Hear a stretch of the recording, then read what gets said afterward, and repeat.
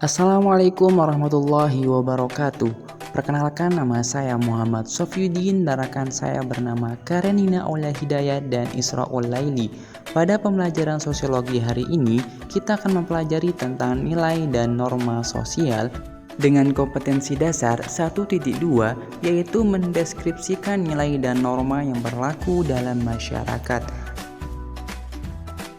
Adapun indikator pencapaian kompetensi atau IPK, yang pertama menjelaskan pengertian nilai sosial, dua menyebutkan ciri-ciri nilai sosial, tiga menjelaskan macam-macam nilai sosial, empat menjelaskan fungsi nilai sosial, lima menjelaskan pengertian norma sosial, enam menyebutkan ciri-ciri norma sosial, dan tujuh menjelaskan macam-macam norma sosial.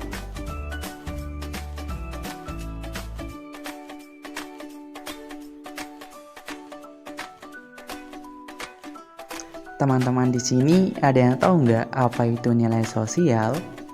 Jadi, nilai sosial itu merupakan suatu penghargaan yang diberikan kepada masyarakat terhadap sesuatu yang dianggap baik, luhur, pantas, dan mempunyai daya guna fungsional bagi masyarakat. Sedangkan menurut Profesor Dr. Notonegoro, nilai sosial itu dibagi menjadi tiga macam. Yang pertama, nilai material, yaitu segala sesuatu yang berguna bagi jasmani atau unsur fisik manusia. Dua, nilai vital, yaitu segala sesuatu yang berguna bagi manusia untuk melakukan suatu kegiatan dan aktivitas. Tiga, nilai kerohanian, yaitu segala sesuatu yang berguna bagi batin manusia. Adapun menurut Robert M.Z. Lawang, nilai sosial merupakan gambaran mengenai apa yang diinginkan, pantas, berharga, dan memengaruhi perilaku sosial. Kemudian apa sih ciri-ciri nilai sosial itu? Nah, yang pertama itu merupakan hasil interaksi sosial antar warga masyarakat, bahwasanya nilai sosial diterapkan melalui proses interaksi antar manusia yang terjadi secara intensif. Kemudian yang kedua, terbentuknya melalui proses belajar atau sosialisasi, contohnya nilai menghargai persahabatan. Sedangkan yang ketiga, berupa ukuran atau peraturan sosial yang turut memenuhi kebutuhan-kebutuhan sosial. Contohnya tertibnya sebuah antrian menjadi ukuran bagaimana seorang atau sekelompok masyarakat menghargai nilai antrian sekaligus merupakan aturan yang harus diikuti. Adapun yang keempat, bervariasi antara kebudayaan yang satu dengan kebudayaan yang lain. Contohnya, di negara-negara barat, waktu itu sangat dihargai, sehingga keterlambatan sulit diterima atau ditoleransi. Dan yang terakhir, dapat mempengaruhi kepribadian individu sebagai anggota masyarakat. Contohnya, nilai yang mengutamakan kepentingan pribadi akan melahirkan individu yang egois dan kurang peduli pada orang lain. Lalu, apa saja sih macam-macam nilai sosial itu? Nilai sosial berdasarkan jenis sosialnya dapat dibedakan menjadi dua, yaitu nilai dominan dan nilai mendarah daging. Nilai dominan yaitu nilai yang dianggap lebih penting dibandingkan nilai lainnya. Ukuran dominan atau tidaknya berdasarkan pada hal-hal berikut. Yang pertama, banyaknya orang yang menganut nilai tersebut. Kedua, tinggi rendahnya usaha yang memperlakukan nilai tersebut. Contohnya, menunaikan ibadah haji merupakan salah satu rukun Islam yang wajib dilaksanakan umat Islam bagi yang mampu. Kemudian nilai yang mendarah daging merupakan nilai yang telah menjadi kepribadian dan kebiasaan. Biasanya nilai tersebut telah terisolasi sejak seseorang masih kecil. Jika ia tidak melakukannya, maka ia akan merasa malu, bahkan merasa sangat bersalah. Adapun fungsi nilai sosial itu, yang pertama adalah sebagai alat untuk menentukan harga atau kelas sosial seseorang dalam struktur stratifikasi sosial, misalnya kelompok ekonomi kaya, kelompok ekonomi menengah, dan kelompok masyarakat kelas rendah. Kemudian yang kedua, mengarahkan masyarakat untuk berpikir dan bertingkah laku sesuai dengan nilai-nilai yang ada dalam masyarakat. Dan yang ketiga, dapat memotivasi dan memberi semangat pada manusia untuk mewujudkan dirinya dalam perilaku sesuai dengan yang diharapkan. Kemudian yang keempat, sebagai alat solidaritas atau pendorong masyarakat untuk saling bekerja sama untuk mencapai suatu yang tidak dapat dicapai sendiri. Kemudian yang kelima, pengawas, pembatas, pendorong, dan penekan individu untuk selalu berbuat baik.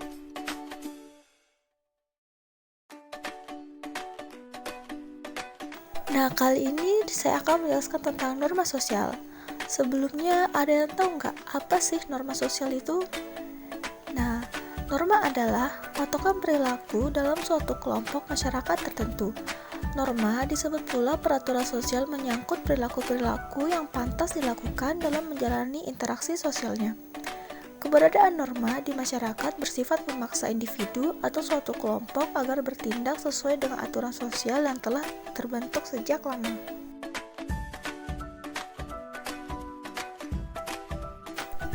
Berdasarkan tingkat daya ikatnya, norma sosial dibedakan menjadi 4, yaitu cara, kebiasaan, tata keakuan, dan adat istiadat.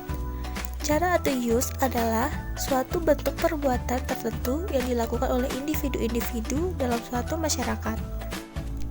Yang kedua yaitu kebiasaan atau folkways merupakan suatu bentuk perbuatan berulang-ulang dengan bentuk yang sama serta dilakukan dengan sadar dan mempunyai tujuan-tujuan yang jelas yang dianggap baik dan benar oleh masyarakat. Selanjutnya yaitu tata keakuan atau mores adalah sekumpulan perbuatan yang mencerminkan sikap-sikap hidup dari sekelompok manusia yang dilakukan secara sadar guna melaksanakan pengawasan oleh sekelompok masyarakat terhadap anggota-anggotanya, seperti melarang berbuat kriminal pada setiap anggota masyarakat. Dan yang terakhir yaitu adat istiadat atau custom adalah sekumpulan tata kelakuan yang paling tinggi kedudukannya karena bersifat kekal dan berintegrasi sangat kuat terhadap masyarakat yang memilikinya. Selanjutnya tentang ciri-ciri norma sosial. Adapun ciri-cirinya, yang pertama, umumnya tidak tertulis, yang kedua, hasil dari kesepakatan masyarakat, yang ketiga, warga masyarakat sebagai pendukung sangat menaatinya, yang keempat, apabila norma tersebut dilanggar maka akan mendapatkan sanksi, dan yang kelima, norma sosial biasanya mengalami perubahan. Selanjutnya, macam-macam norma sosial. Menurut resmi tidaknya, norma dibagi menjadi dua, yaitu norma resmi atau formal dan norma tidak resmi atau bisa disebut dengan non-formal.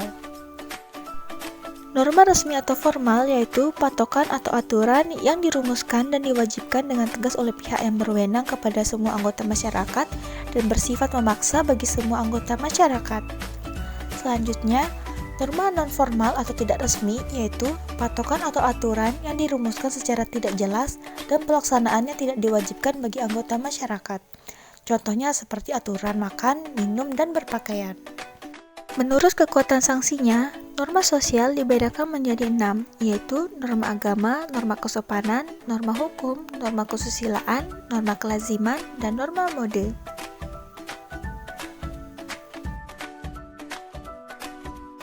Norma agama, yaitu peraturan sosial yang sifatnya mutlak dan tidak dapat ditawar-tawar atau diubah karena berasal dari wahyu Tuhan. Contohnya seperti melaksanakan sembahyang. Selanjutnya, norma hukum adalah aturan sosial yang dibuat oleh lembaga-lembaga tertentu, misalnya pemerintahan atau negara, contohnya seperti wajib membayar pajak. Selanjutnya, yang ketiga, norma kesopanan, yaitu sekumpulan peraturan sosial yang mengarah pada hal-hal yang berkenaan dengan bagaimana seseorang harus bertingkah laku yang wajar dalam kehidupan bermasyarakat. Norma kesusilaan, yaitu peraturan sosial yang berasal dari hati nurani.